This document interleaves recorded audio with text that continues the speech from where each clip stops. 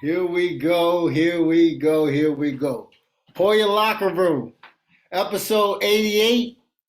We're celebrating the 1979-1980 season. We're calling this the Foundation Builders. They built the foundation of what Georgetown basketball represents today. We're going to keep this as short and sweet as we can, but it's still going to be flowing with a whole lot of love because we respect every member of this team, from the coaches, the players, obviously, to the managers. Right now, we have in the building, we have John Duren, Lonnie Duren, Ed Spriggs, Jeff Bullis, and Eric Sleepy Floyd. Wait a minute, you didn't say that right. You didn't say that right. You just said Eric Sleepy Floyd. I think you meant to say Gastonia's finest, Eric Sleepy Floyd. I think that's what you meant to say. Okay. I'm going to need you not to interrupt me today. That's what I'm going to need. This team represents so much to the program. What they did in that 1979-80 season, to me, as a historian, as an aficionado, was crazy. They started that season against Maryland with a loss. They started the season 1-3 because then they lost to Oral Roberts.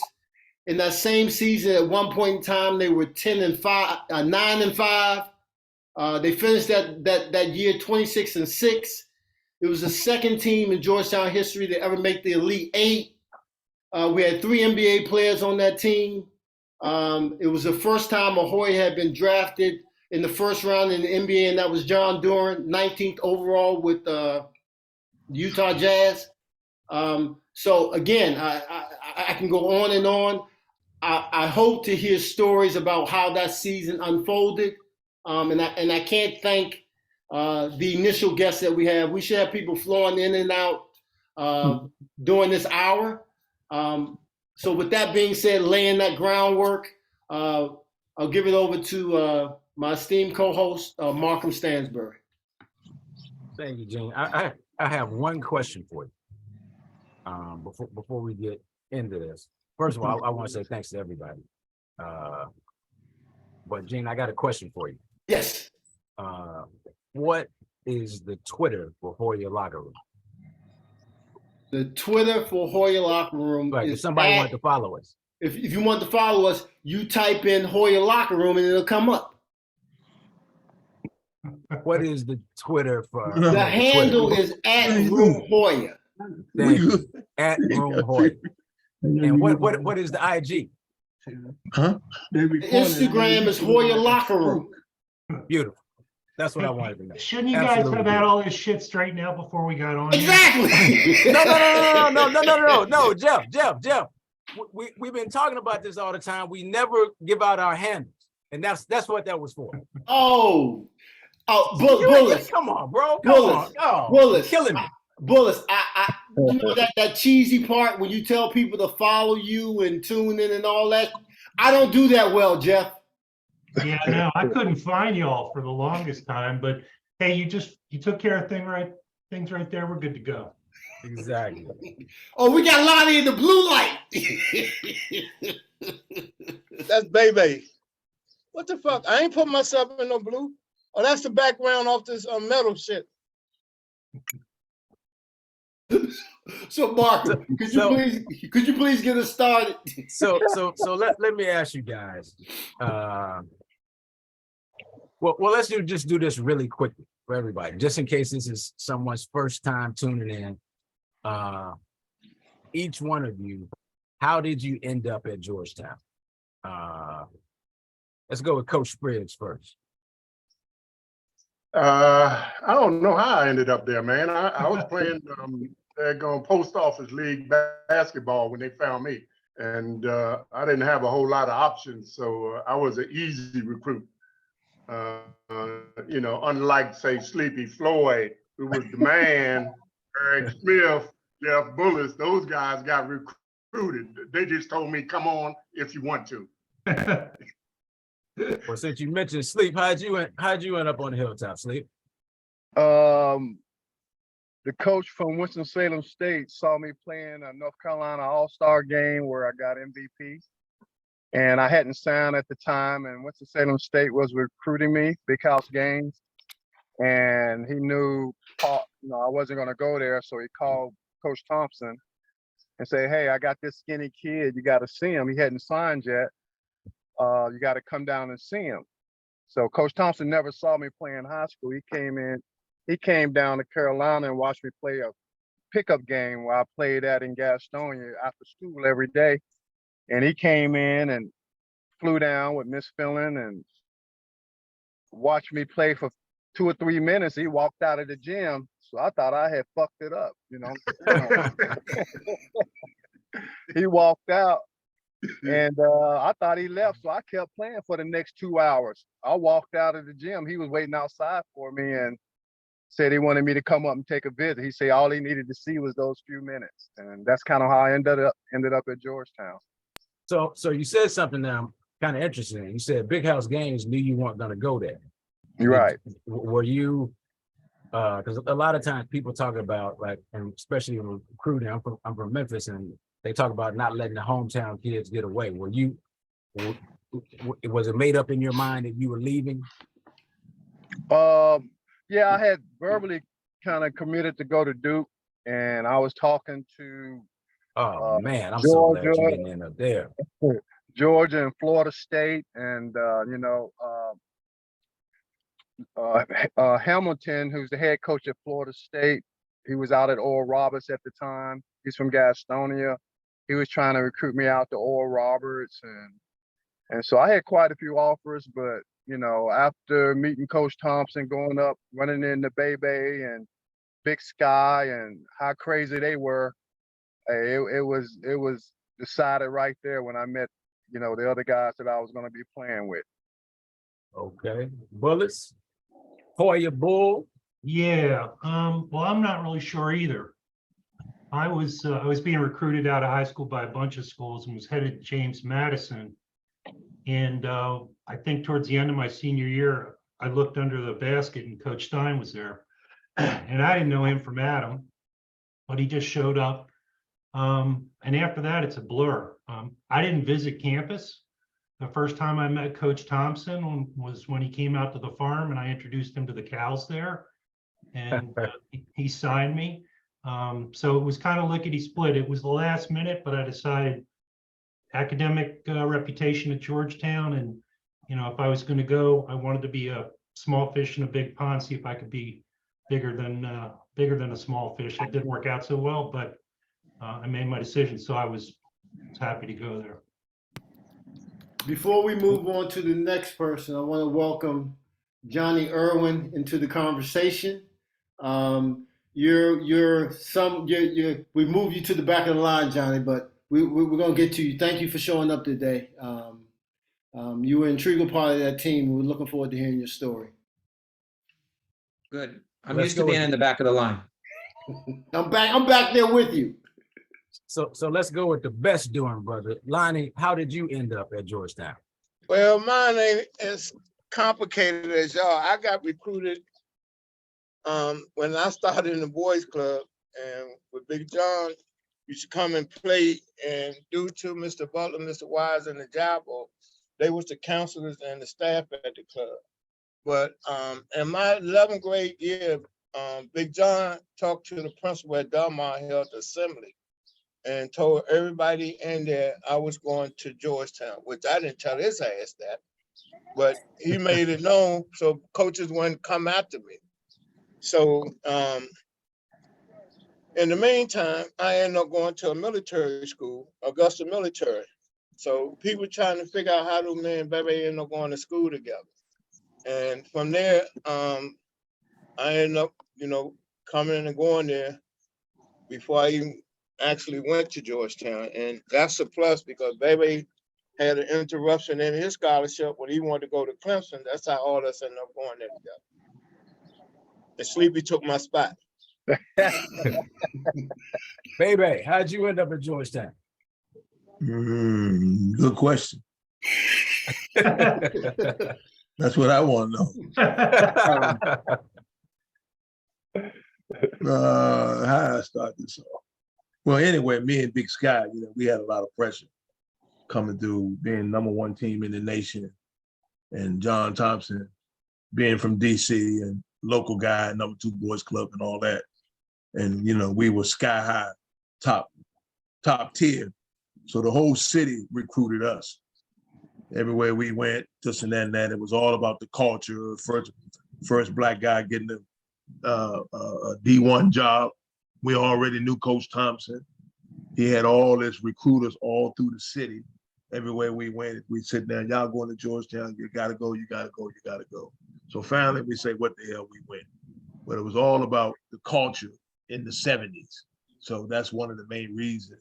My high school coach, Jody, they was real good friends with Coach Thompson, and basically told us, you know, that's where we going.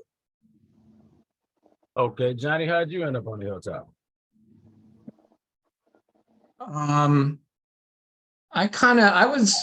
I didn't really know where I wanted to go to school. I got recruited kind of by some weak D1 schools and some D2 schools. And I was the first one in my family to go to college. I drove a friend of mine down to Georgetown. They said to interview. I interviewed and I got in. I just decided to go. I started working there. I was working in the cafeteria. And I went down and I didn't know anything about Georgetown basketball. It was ECAC. I went down to talk to the coach about how do you try out for the team? And I was like, holy shit, what is this? Because it was a very serious program. And so I just went there academically. I think the first person I met was Bebe. We met in a playground. We played one-on-one. Or play one-on-one. And I whooped his ass, and I'm like, whoa, That's right. I could probably, I could probably John. play at this place. Hey, He's John. supposed to be so good, big fat slow bastard. And I went to play, and then I went. I think, John, I think it was like a Friday night about 12 I don't o'clock. remember, but I remember was lonely. it, right? You was lonely. Yeah, we were like the two poor souls. We didn't know I see this anybody. white boy working on his moves. I said, Yeah. hey, man, you want to play one-on-one? That's how we. Yeah, and then we just that was played. like the first 2-3 days we got there, right? Yes. It was, And then we became good friends. Good friends, yeah. And there were some injuries when I was a sophomore. I was working in the Marriott cafeteria. I was a manager flipping eggs and things like that. And Right. Big John called me and asked me if I would work out. They had a reserve team at that point in time. And during my sophomore year, I filled in when people were hurt. When they got better, I went back down to, I went back to the reserve team. Yeah. And then my junior year, Big John came into the cafeteria one day and said, I want to give you a scholarship. And I was like, okay, I was going to transfer because I missed playing ball, and I was going to transfer to a school where I could play. And when he offered me a full ride, I called my parents and they said, you're staying there and your education is paid for. So that's how I kind of ended up there. Kurt Kuall, Hey, Welcome, Kurt. Welcome. hey, Jeff. how'd you end up on the hilltop, my man? Oh, boy. Well, my idol in high school was Derek Jackson. I grew up. He was 5 years ahead of me. He went to high school in town. My dad used to take me to his games. He jumped center at 6'1". He was like Isaiah, jumped center, dominated the games. He was number 22. That's why I was always number 22 till Coach Thompson said, nope, I'm not giving you that. I'm gonna give it to Gene next year. That pissed me off. But anyway, yeah, so I was getting recruited, and Coach Thompson was I wanted to play 2 sports. And he was the only coach that would let me play 2 sports, partly because I think Derek had paved the way. And when Derek came, Lonnie and John, you probably remember, he played baseball for 2 years. Yeah. And little known fact I learned somewhere in there is Big John, growing up in the projects of DC, his favorite sport was baseball. And at 6'11", he couldn't play baseball. He used to tell me he'd go down and peek over the top of Ebbets Field or whatever the field there was in DC, and he loved baseball and was just so supportive. I remember when I took my visit, it was late in the year. Jeff, you remember, maybe. It was April. I'd been recruited by a whole bunch. I was, kind of mediocre teams. And I got picked up by Coach Stein at the airport. It was like, you know, maybe one black guy in my conference when I played. He took me down to number 2 boys club. And I walked in the boys club. I was the only white guy in the place. And Bebe comes up and he's, hey, how you doing? I remember he's dribbling the ball behind his back and forth, back and forth, back and forth. I went home after that and I tried doing that. I couldn't do it. It was like bouncing off my ankles. I'm like, damn, that is hard. He made it look so easy. But that was it. I stayed with Jeff on my visit, and I'd never seen a keg of beer before. And Jeff took me to this party over across from Weissmiller's, and like this 50 keg party, and it was all beautiful in the spring. And I'm like, God damn, I went home and told my parents I'm going there. Yeah, so this is being recorded, and 2, I don't remember the kegs. All the nations, all the heathens. That's it. He let me, he was super, he said, go meet Coach Kelly. I went out there on a beautiful spring Saturday and watched the baseball team practice, and they were just so supportive of, you know, so that was what iced it for me. Well, I apologize for not having theme music because this last guy really needs it. So I want to know, Jeff Rochester, how did you end up on the hilltop, brother? Let us know. You know, it's funny, and you guys know this. I don't think I'd ever been to a basketball game before I took the job as a manager. I was a day hop my freshman year, so I used to commute from Silver Spring, but I knew Sam Harvey, and the Office of Minority Student Affairs. I knew those guys, and when Norman was graduating, they were looking for new managers.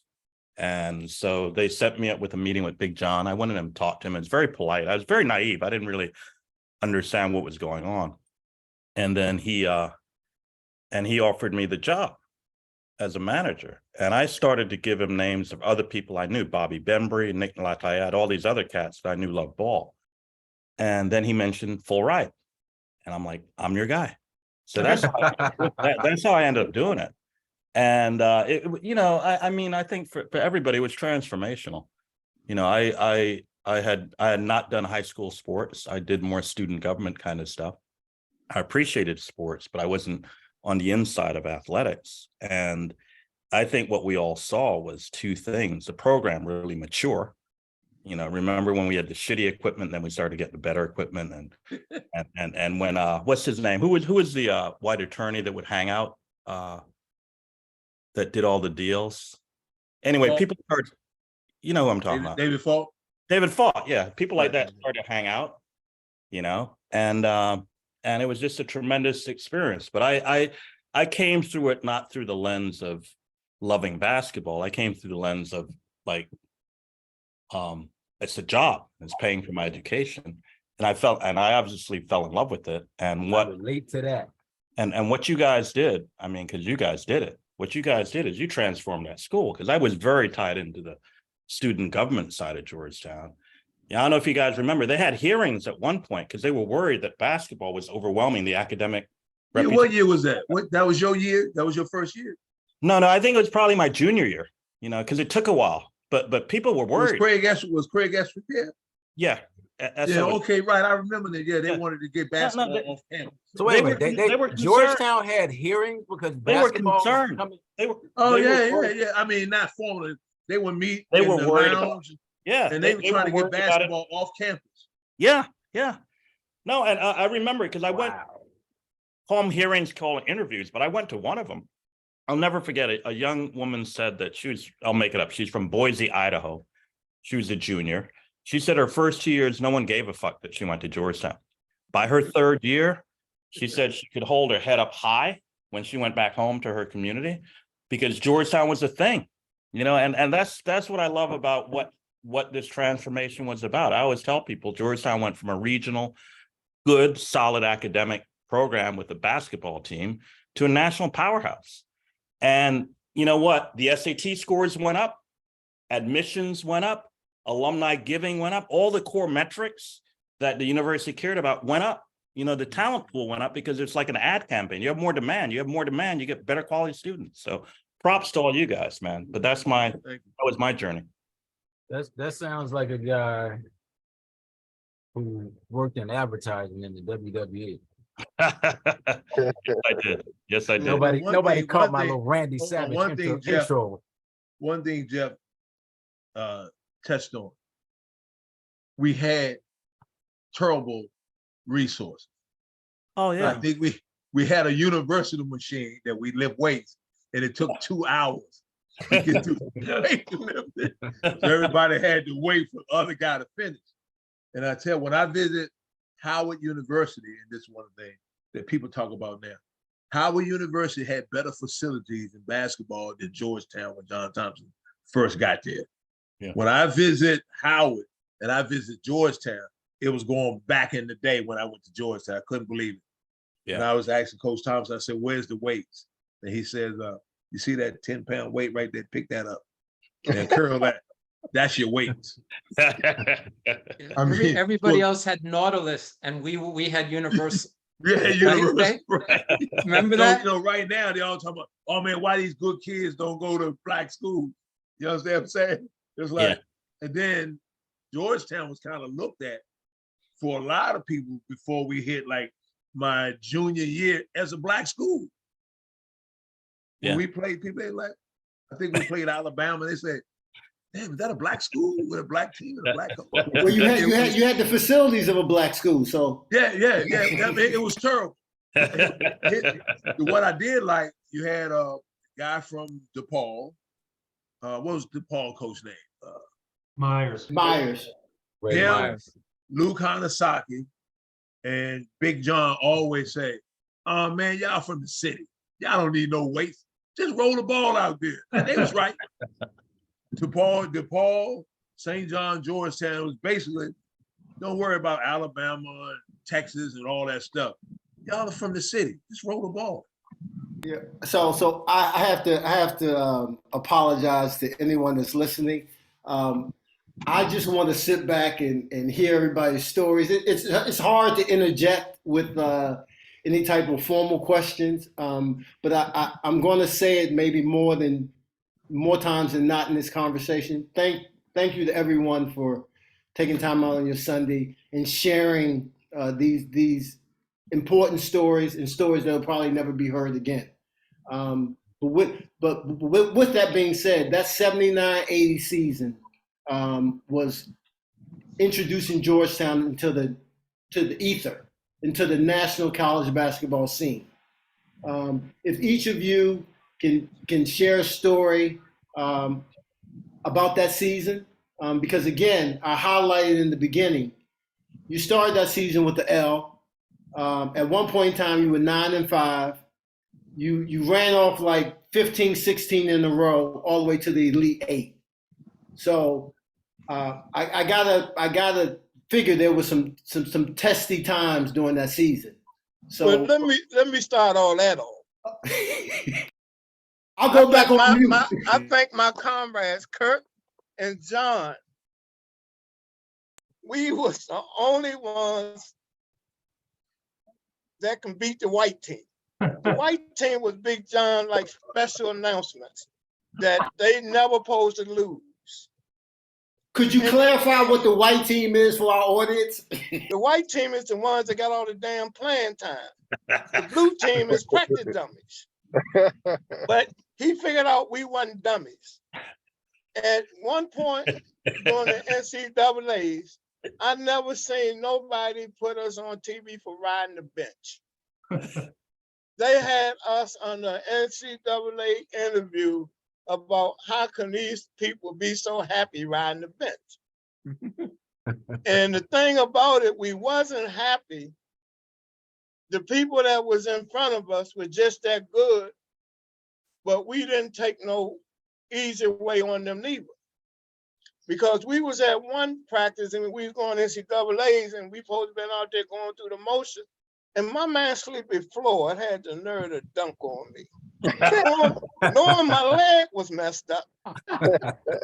So the second time I caught Sleepy butt, I ran his ass right up into them stands.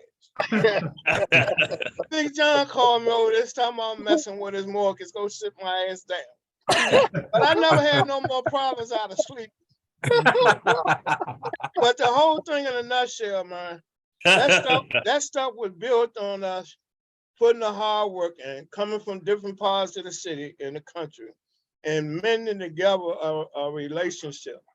Just like the guys on these calls now, we don't see, well, I can speak for me. I don't see them or talk to them, but they know what they mean to me. So my thing is that all this is based on us understanding one another, knowing one another, and actually doing what you got to do to make that person that's in front of you better. Because if he's not playing right, then that shit should have went to us. But just so happened that crew we had was a hell of a crew, because some people couldn't understand why that Baby was in front of me. But a lot of people didn't know I messed myself up my first and second year. That's when Sleepy came involved. Because you all remember Big John talking about the invisible man? I found that shit the hard way. When Sleepy came in there, my ass went further back. Even sat back in practice. I was the second man shooting on the practice team. But I'm just saying that to say for people that's listening is that we put the work in, and we didn't have no idea the magnitude that this thing would turn into. But Big John didn't know neither until after he started seeing us actually going out there, running through walls, diving on the floors, running the plays, and listen to what he was saying. And that way, we had many people wanted to come to university. Some of them they used to bring in and try to practice, but once they see our ass practicing, they didn't want the headache or even trying to cut through us. That's why we stayed so close together, even when they bring in the recruits. Most of us stayed our whole 4 years. But that's just some of the stuff. There's a lot that everybody can talk about. But the way that we formed and stuck together as a team, even though through adversity, and that what made people want to understand how can this Black man have this much sound effect and discipline over these guys that knowing that they from the inner city, several of us. But I leave it at that. Y'all notice I didn't curse. You did, you just don't remember. You did. My bad. There's still time, Lonnie. Hey, My bad. I got a story. You mentioned Oral Roberts. I don't know if you guys remember. We went out there and we met Oral Roberts before the game, and they had this big production. I think it's the first time I've ever seen the house lights come down, and we were out there and standing in line, and so the lights went down. I happened to be next to Coach, and I felt this kind of tingling against my shoes. I felt like something hitting my shoes. And I looked down, I couldn't see anything. So the lights come back up. I go back over to the bench and I look down. Somebody thrown an egg at us. Well, not at me. Yeah. Gives a shit about me. But they threw an egg at Big John and Oral Roberts. So you got this Christian university and they're throwing eggs at the opposing team. I'll never forget that. I'm like, I grew up on a farm and picked eggs up. So I know what egg looks like, and it was all over my sneakers. Wild times. And a lot of times, Did Oral Roberts lay hands on you? Well, only on the scoreboard.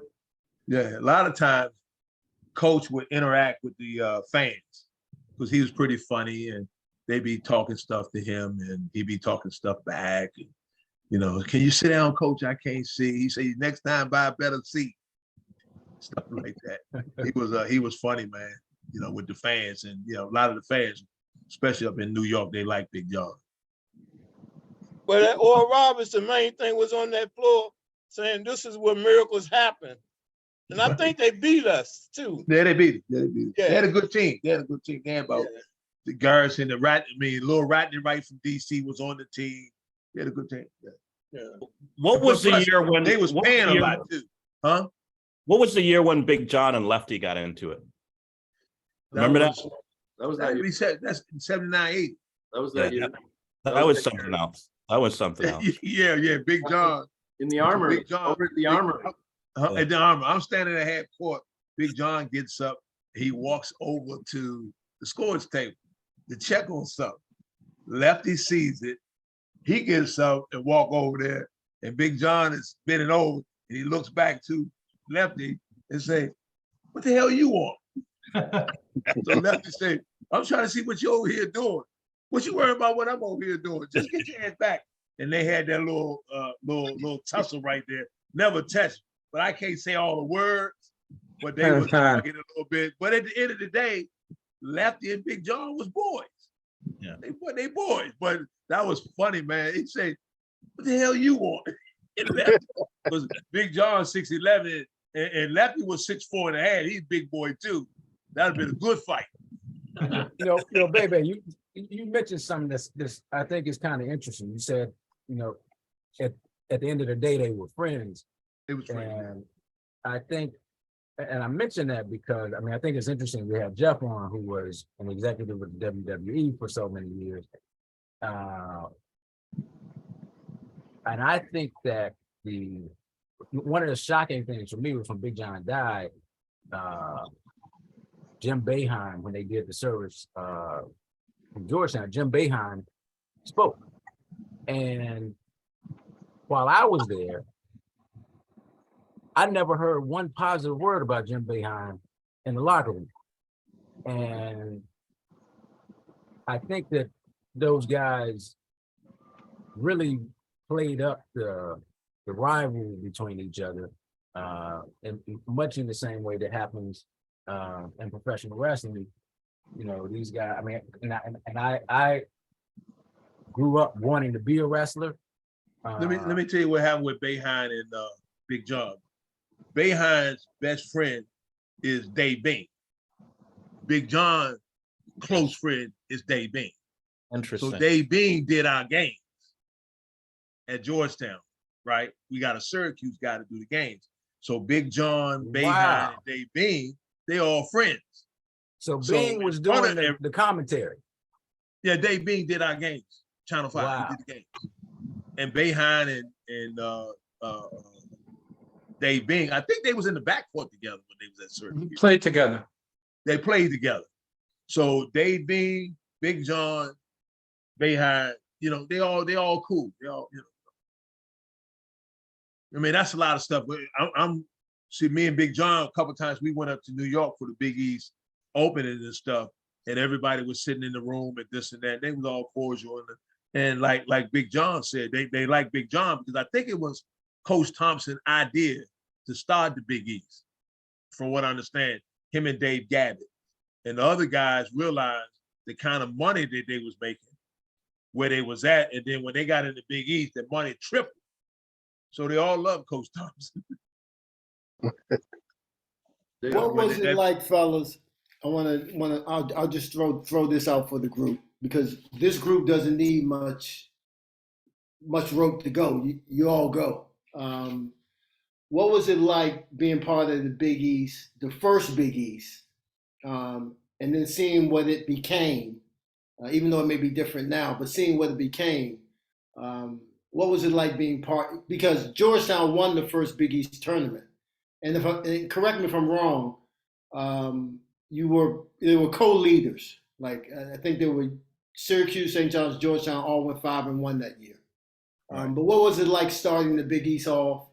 And then if someone can touch on, Jeff, you kind of brought it up. What was it like traveling nationally? Because you talked about the egg being thrown. Like, what was the reception like when you guys traveled? So that's for anyone can start on that. Well, that was the beginning of Hoya Paranoia. I think the first Big East tournament was in Providence, and we stayed down at Goat Island. You remember that, out there in the middle of nowhere? So that was kind of the start of the. Well, I know Lonnie and Terry remember it because they stayed on. I didn't want to say nothing because I didn't play. You don't want to. Terry Finley and Lonnie Duren, they remember, of course, every time we look at, they walking on the roof. But go ahead. You don't need my perspective, because my blue team know what's up. That we won a lot of them games for them. Right. There was no island that Lonnie could not escape from. That's all I can tell you. Including Alcatraz. It doesn't matter. Lonnie I could cut so figure out many a way off guys the out. island and back on the island, all with no one noticing. But the whole thing in a nutshell, Big John, he knew what I was doing because I took the attention off most of them guys when they was busting their ass. They was so busy in a hurry to try to get over and kick me, talking about me. And I was telling them and saying stuff that I can't stay here. But I know that bench don't won a lot of games for them. I'm gonna call out one of them. I'm gonna call out two of them. We were playing Iona when I think the boy Cunningham was lighting Craig up in the first half. And then so he came over and was giving the ball out, back to the team from the ref. And I got in there and took his mind. So after that, Craig got caught. And I remember one game, somebody was lighting Baby ass up. Was it Wes Matthews? No, But, it was. he had several. no. He had several incidents. It was me and But- Sleepy. Sleepy. Then we Nah, I get to Play out Sleepy the- next. Get to now Sleepy next. Nevada lost. It was in Nevada. What we were playing? Reno. No, I think it was It a was long Nevada. the way. guy's name. Huh? Nevada, Reno. I said, Yeah. Sleepy, let me get him. I got him, But- man. I got him. So we got a lot, man, that we did, and all of it was really a learning experience because the thing about it is I knew I couldn't play, but it wasn't gonna stop me from doing what I'm doing to help Baby and the rest of the team. But I know many games, man, Big John used to call me up there and say thank you. And Right. many games I was mad at his ass because I didn't get hit. But I Your foot was understood my, messed up. I my ain't gonna put you in position. there. I ain't gonna put you in your foot messed up. Well, see Hey, what the Lonnie, type see of- the Lonnie, type of- the- Lonnie got kind of old now, so he don't remember, right? And I gotta remind him of that because sometimes people say, "Oh man, he went to Georgetown because of you." Well, shit, it ain't up but 2 minutes. Right, I'll but tell I'm him I saying, run up you know, here. like I gotta remind Lonnie. I say, wait a minute, you was first team all league in But I DC. didn't ever think about If shit you like first that. I team all just play. league in DC, New York, Chicago, certain cities, that means you can- Memphis. huh? In Memphis. Okay, cool. So Lonnie forget before he blew his leg out that he was all league. Yeah, but when you hurt, your mind don't remember all that bullshit. I want to remember the shit that I Lonnie was his legs had kind of been injured, but from the waist up, he was like the strongest human being on the team. And when Sleepy came as a freshman, Lonnie would hold him, by his pants, and Sleepy couldn't make cuts and couldn't go around. I can't take it. John would be screaming at Sleepy, God, how do you not know the play? God damn it. And Sleepy couldn't move. And Sleepy would get all upset and say, Lonnie's holding me. And then Lonnie would lift his hands up and say, I'm not holding anybody. You know, we had, Gene, to your point, one thing that just popped into my head is about that year and about things that were tricky and troubling. And to me, I didn't really think we were so close, I think, as a team. This is my recollection and my view, that we didn't have drama, to be honest. We really, really liked each other, almost loved each other. All of the players on the team, then they were eccentric. We had some wild, I'm not going to name names or talked about tales, but there were some wild cats on that team who did some wild things. And I'll just leave it at that. Some people tell on themselves with their giggling. Never. But And let me that tell you something. said, we were so close, and we played, to Lonnie's point, our practices were brutal. Yeah. They were so intense and so, everybody, but in terms of internally, there was almost no drama, zero. That's my recollection. Maybe people have a different recollection. But we just liked each other. We hung out together. We laughed together. We would hang out after the team. We go get food together. And we were just very, very close. I want to say this before I forget. And again, I could literally stay on mute and just listen to everyone talk and not say one single word. But you touched on it, Johnny, just now. And of course, Lonnie touches on everything, but Lonnie touched on it as well. Coming in after the 79-80 team for me was mind blowing. Like didn't think I belonged there. But that's a story for another day. Everyone at Georgetown, all the players embraced me on some level. On some level. Bebe worked out with me my freshman year. Lonnie maybe said 2 or 3 words for me. Johnny became my bar, like his work ethic. Kurt was my 10-10 partner. Jeff Bullis was my savant. You know, I had, Jeff Rochester was the model of professionalism. You know, so the beautiful thing about the program is any and everyone involved gave you something to not necessarily emulate, but something to go on. Like you could see it before you, right? And I just wanted to say that that's probably something I should end the show with, but I got to get it out now because I'll probably forget. So, right, let me out Eric Spriggs telling you not to bang on shit in the locker room. let me say this though. In regards to us recruiting guys and coming in, we end up having so much togetherness. Even with, I took John and called him up under my wing and Dave Blue. Because when we be going to different cities, you got them people saying shit, talking shit to us. I bet you if I go to war, them guys are going with me. Jeff, you going too, but like you was playing more than us, so we had our little differences. But end of the day, John, Kurt, and Blue have formed so much heart and a killer instinct in working with us and playing with people of our color that shit continued on in them now. And the way they live and move, because they know not to take no shit off nobody, to speak what they gotta speak to, and let that shit ride. I'm gonna stir up some fucking controversy right now. When we went to that university, people didn't think we deserved to be there. Even the professors at the university. So when we start winning them games and that money started coming to the university, then people had a different perspective of us because they didn't think we'll graduate. They didn't think we'll go to school. They didn't really have good expectations. So as we went along and these other teams started forming and still building different years and generation of players, somewhere they got lost in the mix of how we really got here. You don't hear shit about the foundation that put that place in order to help all the other teams, but players wanted to come and be part of. And that's what is missing. So Cooley is there now, and it's good that he want to talk and meet with us, but this happened before Cooley.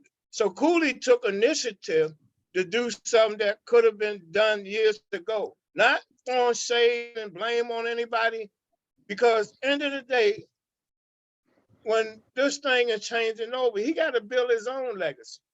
So how much part will be in that legacy that dealing with the alumni? I was looking at somebody that sent me something that some schools ain't even got the recognition that we have. And you can see they have alumni events with 20, 30, 40 guys that's still coming back after all these years. We now is trying to structure that and put that together, but you really can't catch lost time. It's what we go from here to support them or how we're gonna deal with them and be part of. So I had to say that because we on here making it sound like, everything peaches and roses, but technically it wasn't. But it's not something to display and discuss because, mind you, to people, when you had all these inner city guys and you talking about test scores and people, do they qualify the SAT, the AT, AFPT tests or whatever, we had to go through all that. We just ain't get a scholarship come in there. They had to sit down and bet each one of us to see are we worthy to come there. But once I said they opened up and he started winning that when he first got there, because they told him he really ain't had to win no games as long as he won more than the last season. So he took that and flipped it. And that's why all this stuff now is so much embedded in Coach Thompson, because the years and times he put in there. So my thing, man, is what we started, they can't reproduce. They got and won championships and more, but that started from us. How we train ourselves to be disciplined and don't take nothing off nobody. This one thing we didn't talk about. We used to wear them white sweatsuits, and they thought we looked like little people from the Peace, like little Catholic schools. But once we come out of there, all them uniforms have blood on.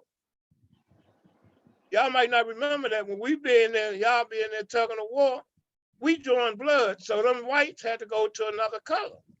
Because once we leave them uniforms, going into arena and taking their arena and walking away with a win, and they expected us to lose. But I wanted to say that to put perspective on, it's just one that we had the best time going there. We had some rocky roads based on somebody else's perspective of what they thought of us. Lonnie, The you make simple it, fact is you a make it family. hard to follow you, Lonnie. But I'm gonna let Kurt try. No, I just, listen, Gene, you mentioned how you felt when you came there. And when I think back to this year, 79-80, David Blue and I were the only freshmen, right?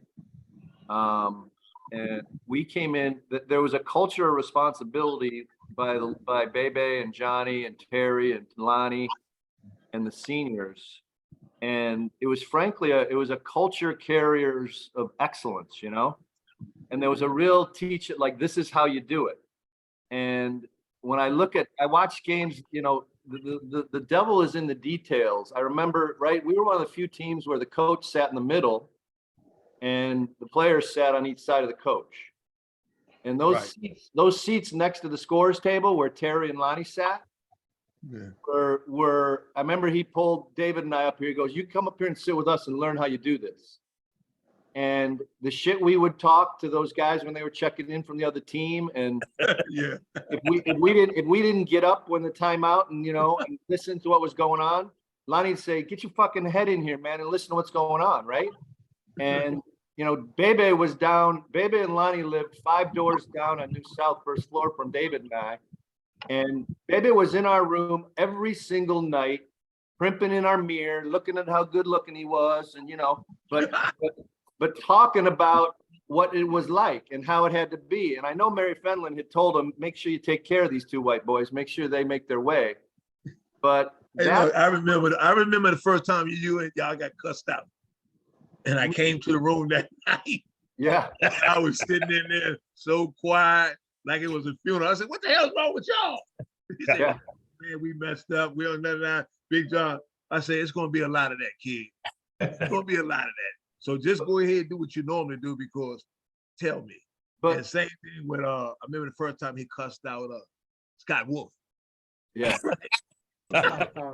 But it was my point is the culture of that. I mean, you talked about the Big East and the starting the Big East. I think one of the hallmarks of that rivalry and why that conference got so competitive, especially Syracuse, Georgetown, was and St. John, the Manley Fieldhouse experience. Yes. And you may have already talked about this, but the real quick on this is, right, I'm a freshman. I'm all starry-eyed. We go up into there. We're doing layup lines. And I'm getting fucking hit by some shit. And I'm like, what is going on? And I'm looking on the floor, and the fans are throwing nickels and quarters down at us in layup lines. And we're getting pelted by the fans, right? Right. And then these oranges are landing right underneath from way up in the stands, splat, right as we're doing layup lines. I'm like, holy shit, this is a very hostile environment. So we go through that game. We're getting blown out by 16 at half. I remember this vividly. Right. We all got our head down between our legs. We come back out at halftime. Sleepy has a game that I feel like maybe put his ass on the map in terms of that. In the Indiana game, I'd heard about freshman year Sleepy. And we come back, he hits those free throws. And here's a subtlety of Lonnie knew we were in a very hostile environment, and those kids were going to storm that court when that game was over. And I remember that he grabbed me, the game ended. He grabbed me, he goes, "You fucking follow me, boy." And ran through the kids were coming out of the stands. And I swear to God, I am following Lonnie like I'm a fullback behind a blocker. and he is forearm shivering these young white kids down. And we make our way into the locker room, you know, when we're in one piece.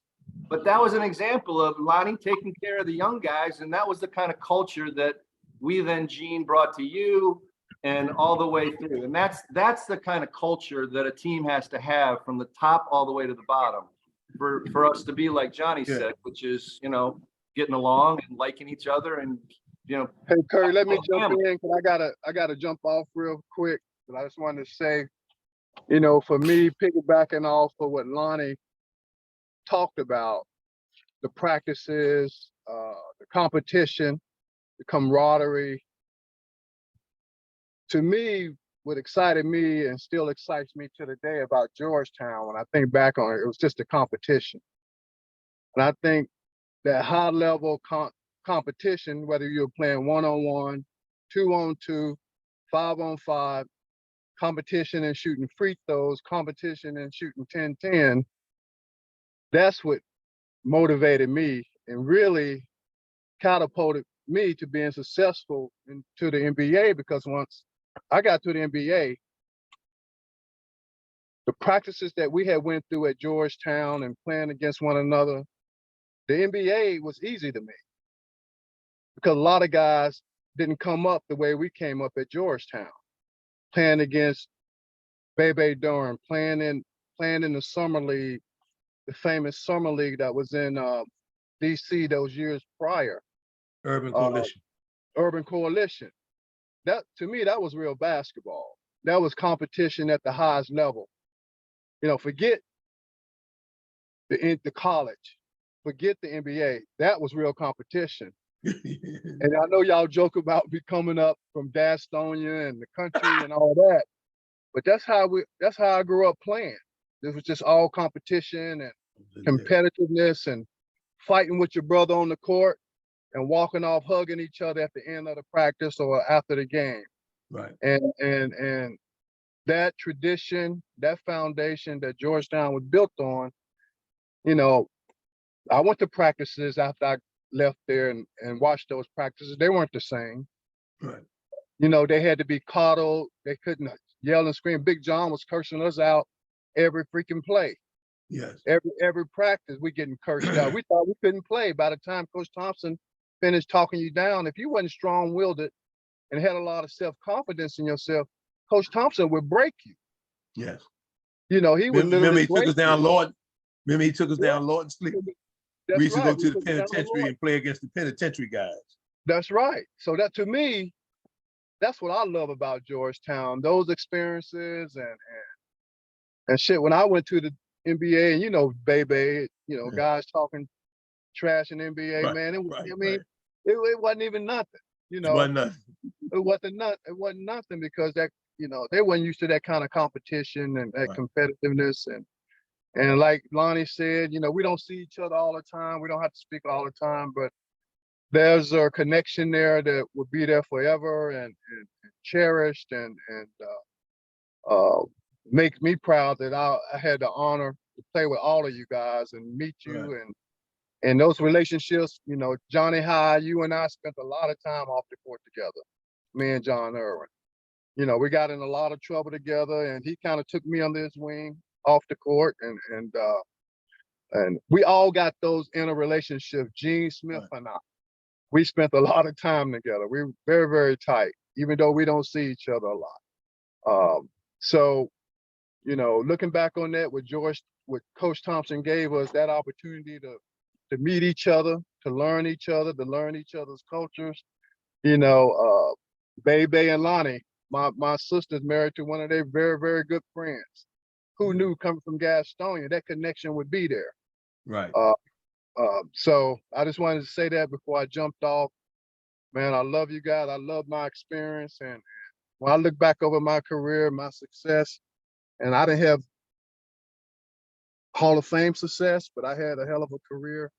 And it was all based on that foundation from Georgetown that gave me an opportunity to last that long at another level. So I appreciate you guys. Let me say this, Sleepy. I don't know another ball player in the country that had a better journey to success with basketball than Georgetown guys. You know, things that Coach Thompson did back in the 70s, we was too young to understand because you had the 68 rise. Remember the Titans of football, that's 1972. He took the job. So in 1972, he shut the doors, he locked it, turned the lights out, he put tape on the door. We didn't understand what was going on. At Friday, we signed the book at 5 o'clock. We weren't allowed back to Sunday. To us, it didn't make any sense. Well, one of the things he told me later, because if any black person, a black male, do anything on Saturday night, they would always say them basketball players. He said, well, show me a picture of them. Because my guys wasn't on campus. You know, you can only imagine what this girl is going through with the little finger, this, that, and that, what we went through in the 70s. And we lost 10 games, we ain't lose but 3. You know, you understand what I'm saying? So, and then whenever we lost, they always ran the court. And if y'all remember, every gym we played in on the road was packed to the rim. Whether St. Bonaventure, whoever. So we didn't understand the magnitude of what Coach Thompson was dealing with then. Dealing with us, you know what I mean? Because he you know, if we don't make it, a lot of the other black coaches and these black players, they don't get through the door. Because here we are, okay. Now Big John, he got the key to the building. Let's see what he did. Let's see what he do with it. And he did a great job. He did. We was some knuckleheads. Yeah. I'm curious. All right, Sleep, guys, I before gotta you go. go, sleep. See Hold on, next before you go. Sleep. You can't jet like that. You can't jet like that. Hold on. It was 5 minutes. 5 minutes. So you guys said those things. So I'm curious because this team really, like we talked about, put Georgetown on the map. I'm curious, while you guys were going through it, did you have the sense that we're building something that's going to eventually lead to, okay, we're on the way to win a national championship? Really, for me, and I think a lot of guys probably, we just like to kick ass. Like Yes. it was about the competition. The heart attack Hoya. The long game of it all maybe didn't didn't materialize in our thought process at that point. But it was all about the competition, kicking another team's ass and winning. And then having a ball after we win and enjoying one another. Get that $6. Go get something to eat. The meal money is $6 for breakfast. Terrible. You get that $6. You couldn't tell us no, we got that $6. Save our meal money because we had no money. That's the only thing. Big John was cheap as hell when it came to meal money. Yeah, meal money. Give us that $6. $6. Until we went to Vegas. Unless you were in Vegas. In Vegas, they coughed up for the slap. Oh yeah, he coughed up a little bit more. Hey guys, I got to one other quick point, Gene, before Thanks for Sleepy coming goes. through, Sleep. All right, thank you, thanks, Sleepy. man. Go ahead, Irwin. Go ahead, Irwin. I just want to say also, that team was great. I mean, we had 3 first-round draft picks on that team. And we had, Ed was a great player. Like, there was real basketball excellence on that team. You know, all the other intent, you know, as other people have said, you know, everybody was disciplined, everyone cared, all of that shit is true. But there was great talent on that team. Right. I mean, great talent. Exactly, 3 right? D1 picks, right? We were All league, all Big East, people playing behind us, Smitty, Hancock, Ed, all great I think players. what really happened is when Sleepy and they got there, they took Craig off the ball and put Craig in the middle on our press. And they put Hancock 6'7" on the ball. And he gave the point guards hell. Defensively, it was one of the most. But he hated it, baby. He hated it. Yeah, but he didn't know that. But Hancock, once he got on the top of that press, it changed. It was a game changer. But baby, Hancock didn't like being on the point of the press. Nobody does. It's not a democracy, as someone used to say. Because it's a lot of work.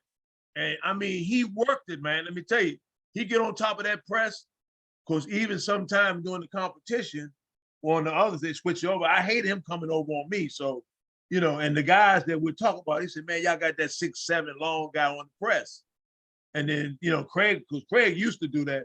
And Craig was so fast and athletic that he would get the steals in the middle, and that was the key. The key to was once we pressed. Hey, look here. Ed think he's gonna walk away without me recognizing his big ass. I used to He control. was trying, Ed. Lonnie. He was trying. No, I used to control this big ass in that paint. No. Ed became the enforcer of the big man.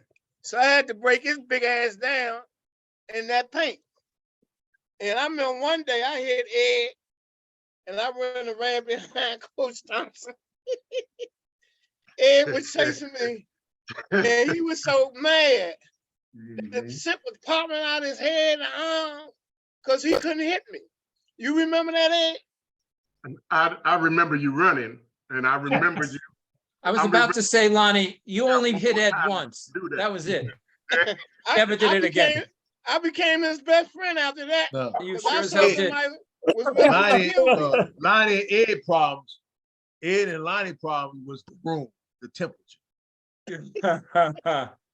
You remember that, John? Yes. I think Yes. Ed, you liked it hot, and Lonnie No, liked it no, cool. I like the cold. I like the cold. And Lonnie liked it hot. Lonnie liked it at 110.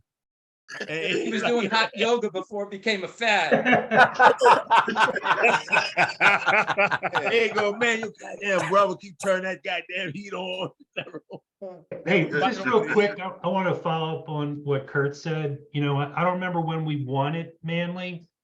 I think it was like January, February, but that was an impetus that kicked us into kind of high gear.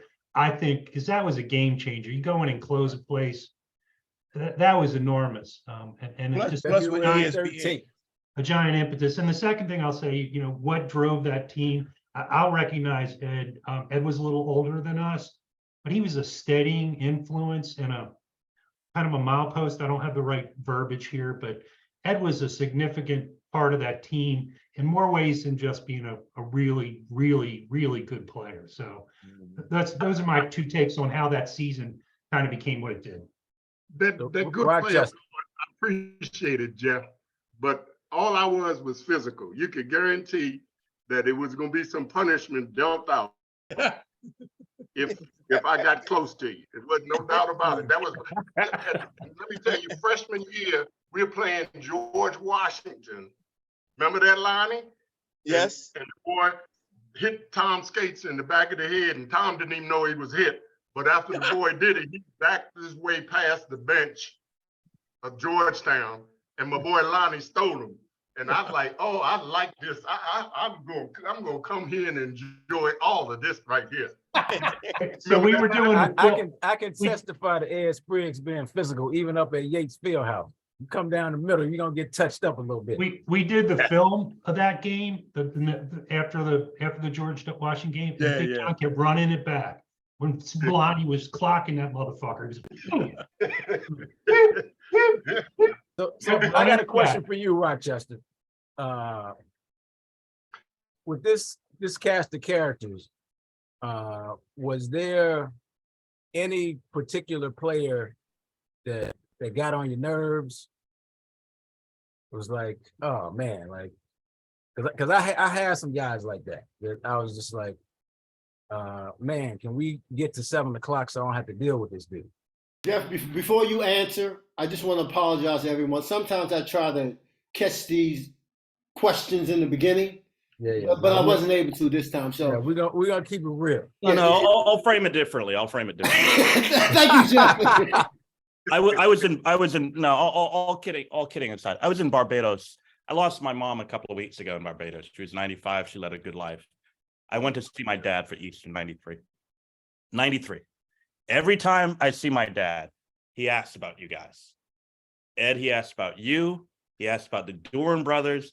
He asks about Andre. He asks about.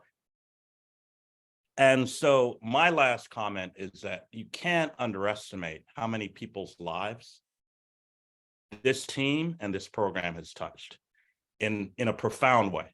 And we all know, like, the energy of the Alumni Association was augmented, was set on fire by this team, right? What would people talk about? What would they have to talk about, right? I live in New York. I mean, come on, the Big East tournament back in the day, Right. for alumni, people came out of the woodwork Yeah. because of you guys. Right. So I honor that. I mean, I'm Thank you. tearing up earlier just hearing all you guys talk, because you're right. The closeness of this group was unparalleled. Yeah. Unparalleled, and everybody played a role, and it's just fabulous. I'm just happy to be part of it. I'm honored to be part of it. I think it is a true, I mean, in every meaning of the word legacy, you all have created a legacy for yourselves and for the university that you should be damn proud of. Damn proud. And if you look at it, I tell people all the time, the whole city was behind us. When we went out to dinner, we went to the movies and all that, everybody gave us props. They were so proud. The games was on Channel 5 local. So you go play your game, you finish at 10 o'clock, you go to the all-night movie at 12 o'clock down at Town Theater. The whole city was behind us. Everybody. Everybody was wearing Georgetown t-shirts and caps and hats and, and all that stuff. You know what I mean?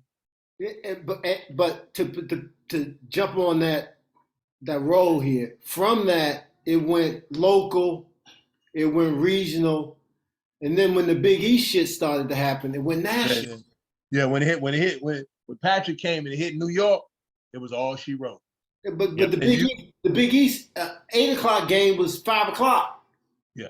On the West Coast, so kids were coming home watching the Big East games, which allowed you look at Connecticut, on the West Coast. So you look at Connecticut, you look at Syracuse. If they came back, Connecticut came back, they saw if Syracuse come back to the Big East, they're gonna be tough as hell too. Because a lot of these kids' parents want to start at Maine and drive down to DC, to Philly, to New York. They want that. They don't want to go to West Virginia, Des Moines, Ohio. So some of the schools, Boston College got hurt. They ain't had a good team, 20 years? Fooling with the ACC. If they came back into the Big East, Boston College would be right back in the top 20. Because the players love the East Coast. They love the Big East. Even though we ain't got all the great teams that we had one time, we had 20 teams. But some kind of way, we always in the Final 8, Final 16, Final 4, and then we won the championship. And that team didn't look like they had really a whole lot of good players. If you ask me, the best player was from this kid from Gaithersburg. And they had that man child, he was about 35. But their best player was from Gaithersburg. You dig what I'm saying? Yeah. And they didn't have no superstar players. But that Big East is just it's the best league. I'm gonna say this before we get off, y'all.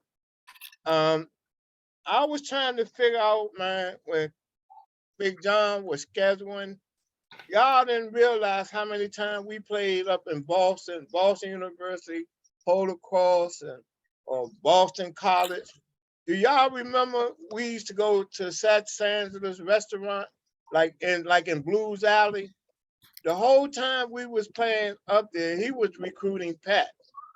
I think Pat was in the 8th or 9th grade. And I think part of Sat Sanders was helping him get Pat. So when we was leaving, Pat was coming. So when he came, that whole dynamic changed, dealing with big men and the dominance of that process and how he ran all the big men, and they involved to all of them end up going to pros. But I was saying that to say that sometimes you in a position that you don't realize what you're doing because he didn't involve us in the stuff he was doing and we recruit. Because we played in Boston at least 3 or 4 times off one schedule, at least 2 years in a row. And then Pat got the announcement. Well, that was integral in keeping that success, what we started, continuous. But that's part of that, our years there and people that came after us and wanted to be there and be part of it. Thank you, big bro. So we're well over an hour. We usually don't go longer than an hour. We want to thank everybody again for your time. I mean, Jeff, I wish we could have just dropped the mic On this call. on the way you broke down the segment, the way Let you me broke call down you. legacy. Oh, wait, I'm sorry. Thank you, Lonnie. I love being part of your call. Okay. Gene, All right, fella. Gene, look, All right, thank y'all, man. Love all y'all. I'm a baby. I'm gonna take my nap. Yeah. I Okay. mean, I'm a baby. I must go take my nap. just want to say one or two Medicare, other Lily, things. Medicare this year. Yeah. Markham, you 65, want to baby. take us home? Markham, you want to take us home? 65, Yes. we'll get all the benefits. Exactly. Hey, Malcolm, Yes. won't you let Jeff Rochester, as a former manager, take us out of here? You do it every year. Can you give us a word of advice? Because you sure ain't give me enough damn tennis shoes. I ain't My want dogs, to my dogs, go My there. dogs can't my breathe. dogs. I ain't Oh, want to go look. there saying I owe them up at Georgetown University store during my time at Georgetown. Jeff, we would actually like that if you could just take us home. No. We usually get- I'll say what I said before, guys. The word is love, and you don't think of that word with a bunch of grown ass men like us, but there's a lot of love here. There's a lot of respect, and again, I think we and you especially should all be proud of what you've built and how you've touched people's lives. And this is forever, man. This is forever. They're going to talk about that team 100 years from now. So props to all of you. Have yourself a wonderful Sunday afternoon. Big Ed, it's great to see you. Johnny I. Good to Lonnie? see You, too, Jeff. Thank All you. right. Where do you live? Are Thank you you. live in Brooklyn? I'm in Williamsburg, brother. I'm gonna have to we gotta get together. Okay. We got everyone's email, so. Okay. Love everyone. Thank you, fellas. Love Thank See you. you guys. There. All right, Good to see everybody. same here. Bye. Bye bye.